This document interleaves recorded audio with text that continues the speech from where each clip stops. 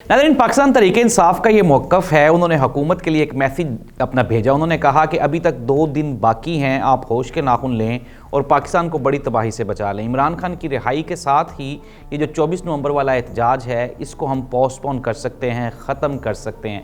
हुकूमत ने ये जवाब दिया, जो हुकूमत के रिप्रेजेंटेटिव हैं, हम उन्हें हुकूमत के रिप्रेजेंटेटिव भी कह सकते हैं क्योंकि वो हमारे वज़ीर दाखिला भी हैं। अगर हैं, उनकी असल रूट्स तो कहीं और हैं, लेकिन फिर भी जाहिर सी बात है तो वो मिनिस्टर ना। तो उन्होंने हुकूमती मौक़िफ़ की तायद करते हुए कहा कि कहीं पे भी कोई भी बातचीत पाकिस्तान तहरीक इंसाफ के साथ नहीं हो रही। मोहसिन नकवी ने यह भी कहा कि मैं चाहता हूँ कि बातचीत का आगाज़ हो, क्योंकि बातचीत के ज़रिए ही मसाइल का हल निकल सकता है। नाज़रीन, पाकिस्तान में हो क्या रहा है, होने क्या जा रहा है और होने क्या वाला है, ये हम डिस्कस करेंगे आज के प्रोग्राम में। सबसे पहले मैं आपको थोड़ा सा बता दूँ कि पाकिस्तान तहरीक इंसाफ को इस चीज़ का अदराक शायद हो गया है कि पाकिस्तान में एस्टेब्लिशमेंट की मर्ज़ी के बगैर शायद यहाँ पे पत्ता भी नहीं हिल सकता।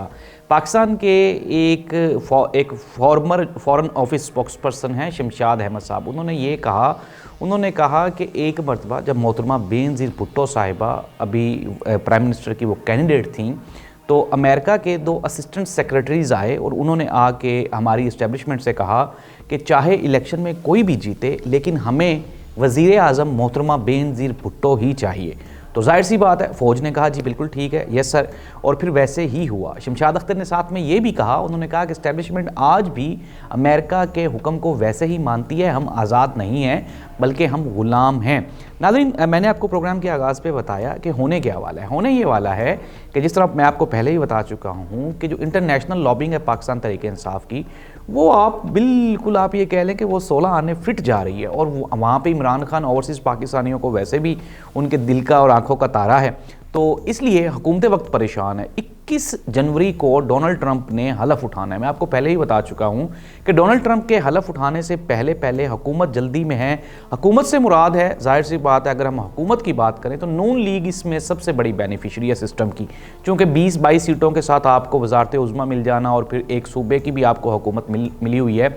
तो पाकिस्तान मुस्लिम लीग नून चाहती है कि ये निज़ाम चले, लेकिन पाकिस्तान पीपल्स पार्टी भी खुश नहीं है, JUIF, पाकिस्तान तहरीक इंसाफ और दूसरी जो छोटी मोटी जमातें हैं वो भी खुश नहीं हैं। इवन के आप अगर बाप पार्टी की बात करें और MQM की बात करें तो ये दोनों जमातें भी खुश नहीं हैं। और इन दोनों का भी ये मुतालबा है कि मुल्क में तब्दीली आनी चाहिए और इस्टेब्लिशमेंट को अब आगे बढ़ के मुल्क के वसीतर मुफाद में फ़ैसले करने चाहिए। नाज़रीन, मुल्क का मुफाद हो या ना हो, लेकिन मैं आपको एक ये बड़ी खबर दे रहा हूँ। जिस तरह मोहसिन नकवी साहब ने भी कहा कि बातचीत के दरवाजे खुलने चाहिए, बातचीत होनी चाहिए। पाकिस्तान तहरीक इंसाफ भी ये चाहती है कि बातचीत होनी चाहिए। नून लीग नहीं चाहती कि बातचीत हो, क्योंकि नून लीग को इसका नुकसान होगा। अंडरस्टूड सी बात है। आपने ख्वाजा आसिफ साहब जो कि मिनिस्टर हैं, आप ये इमेजिन कर लें, मैंने आपको अपने प्रोग्राम में बताया था 70,000 वोटों से ये डॉक्टर यास्मीन राशिद से, 60,000 वोटों से ये हारे।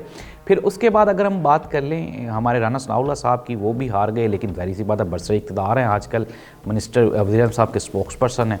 तो ये लोग ज़ाहिर बात है कि बेनिफिशरी हैं निज़ाम के और इसको ये कभी भी ख़त्म नहीं होने देंगे। लेकिन पाकिस्तान तहरीक इंसाफ, पीपल्स पार्टी और दूसरी छोटी जमातें अब वो इस्टेब्लिशमेंट के करीब होती जा रही हैं आहिस्ता आहिस्ता। इस्टेब्लिशमेंट को भी मैंने आपको बताया था कि इस्टेब्लिशमेंट को नून लीग की जहाँ तक ज़रूरत दरकार थी, वज़ीर आज़म एक ऐसा ही बंदा चाहिए होता है जो खामोश तिबा हो, जो यस सर कहे और इंटरफेरेंस कम से कम करे। शहबाज शरीफ साहब अनडाउटेडली अभी तक तो ऐसे ही थे, लेकिन जाहिर सी बात है पॉलिटिशियन है, कहीं ना कहीं जाके तो कोई ना कोई मसला तो पैदा होगा, जिस तरह इमरान खान के साथ पैदा हो गया था बाजवा साहब का। बाजवा साहब ये कहते हैं कि इमरान खान की गवर्नमेंट ख़त्म करने में मेरा कोई किरदार नहीं है। ये बिल्कुल ऐसे ही है जैसे एक काला स्याह बंदा आईने के सामने खड़ा होकर कहे कि मैं तो चिट्टा सफ़ेद हूँ।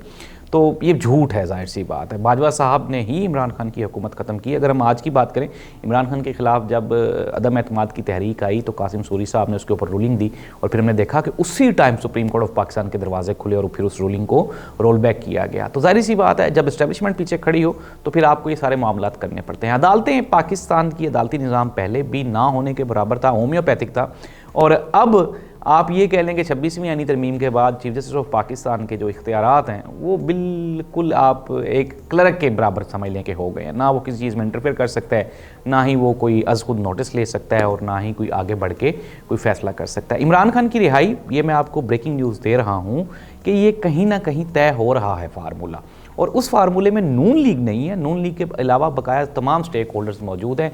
और ये जो अगली कौमी हुकूमत बनने जा रही है, जिस तरह से पाकिस्तान तहरीक इंसाफ को निकाल के बकाया जमातों को मिला के एक निज़ाम बना दिया गया, अब इसी तरह से पाकिस्तान तहरीक इंसाफ को कोशिश की जा रही है कि बैरिस्टर गौहर की सूरत में उमर अयूब और अली अमीन गंडापुर ये इस्टेब्लिशमेंट के साथ बातचीत कर रहे हैं, मोहसिन नकवी साहब भी उसका हिस्सा हैं। आने वाले दिनों में मैं आपको ये बिल्कुल मुस्तनद खबर दे रहा हूँ कि एक कौमी हुकूमत बनने जा रही है और मुस्लिम लीग नून की छुट्टी हो रही है। आप ये इमेजिन कर लें कि मियां मोहम्मद नवाज शरीफ साहब वो 24 नवंबर के खौफ से अभी तक पाकिस्तान वापस नहीं लौटे, क्योंकि उनको पता है कि कुछ भी पॉसिबल है, हो सकता है कि अवाम है वो निकल ही है। 24 नवंबर का एहतजाज बकाया प्रीवियस जितने भी एहतजाज हैं उनमें सबसे मैसिव एहतजाज ये होने जा रहा है। हुकूमत ने 2 दिन के लिए इंटरनेट भी बंद करने का ऐलान किया है, ट्रांसपोर्टेशन भी बंद होगी, मामला वैसे पूरे का पूरा मुल्क बंद होगा। अल्लाह करे कि ये जो सियासतदान हैं ये कोई होश के नाखुन लें ताकि अवाम के मसाइल हल हो सकें। अल्लाह हाफ़िज़।